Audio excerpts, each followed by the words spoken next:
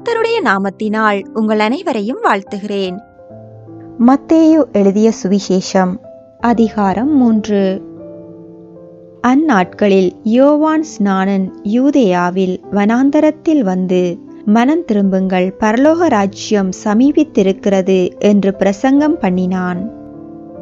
கர்த்தருக்கு வழியை ஆயத்தப்படுத்துங்கள், அவருக்கு பாதைகளை செவ்வை பண்ணுங்கள் என்று வனாந்தரத்திலே கூப்பிடுகிறவனுடைய சத்தம் உண்டென்று ஏசாயா தீர்க்கதரிசியினால் சொல்லப்பட்டவன் இவனே. இந்த யோவான் ஒட்டகமயிர் உடையை தரித்து தன் அறையில் வார்க்கச்சையை கட்டி கொண்டிருந்தான். வெட்டுக்கிளியும் காட்டுத்தேனும் அவனுக்கு ஆகாரமாயிருந்தது. அப்பொழுது எருசலேம் நகரத்தாரும் யூதேயா தேசத்தார் அனைவரும் யோர்தானுக்கு அடுத்த சுற்றுப்புறத்தார் யாவரும் அவனிடத்திற்கு போய் தங்கள் பாவங்களை அறிக்கையிட்டு யோர்தான் நதியில் அவனால் ஞானஸ்தானம் பெற்றார்கள்.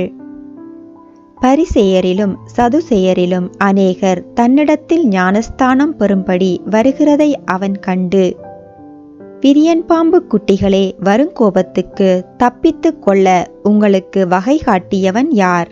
மனம் திரும்புதலுக்கு ஏற்ற கனிகளை கொடுங்கள். ஆபிரகாம் எங்களுக்கு தகப்பன் என்று உங்களுக்குள்ளே சொல்லிக் கொள்ள நினையாதிருங்கள்.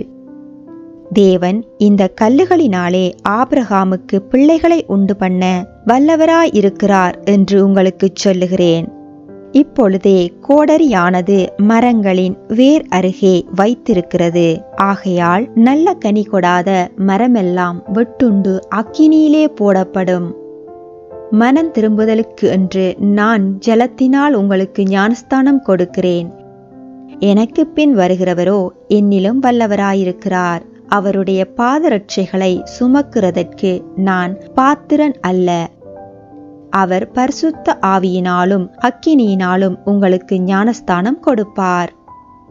தூற்றுக்கூடை அவர் கையில் இருக்கிறது. அவர் தமது களத்தை நன்றாய் விளக்கி தமது கோதுமையை களஞ்சியத்தில் சேர்ப்பார்.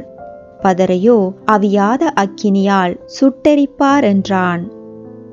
அப்பொழுது யோவானால் ஞானஸ்தானம் பெறுவதற்கு இயேசு கலிலேயாவை விட்டு யோர்தானுக்கு அருகே அவனிடத்தில் வந்தார். யோவான் அவருக்கு தடை செய்து, நான் உம்மாலே ஞானஸ்தானம் பெற வேண்டியதாய் இருக்க நீர் என்னிடத்தில் வரலாமா என்றான். இயேசு அவனுக்கு பிரதியுத்தரமாக, இப்பொழுது இடங்கொடு. இப்படியெல்லாம் நீதியையும் நிறைவேற்றுவது நமக்கு ஏற்றதாயிருக்கிறது என்றார். அப்பொழுது அவருக்கு இடம் கொடுத்தான். இயேசு ஞானஸ்தானம் பெற்று ஜலத்திலிருந்து கரையேறின உடனே இதோ வானம் அவருக்கு திறக்கப்பட்டது. தேவ ஆவி புறாவைப் போல் இறங்கி தம்மேல் வருகிறதைக் கண்டார். அன்றியும் வானத்திலிருந்து ஒரு சத்தம் உண்டாகி, இவர் என்னுடைய நேசகுமாரன், இவரில் பிரியமாயிருக்கிறேன் என்று உரைத்தது. மற்றொரு பதிவில் சந்திக்கலாம். கர்த்தருடைய நாமத்திற்கு மகிமை உண்டாவதாக.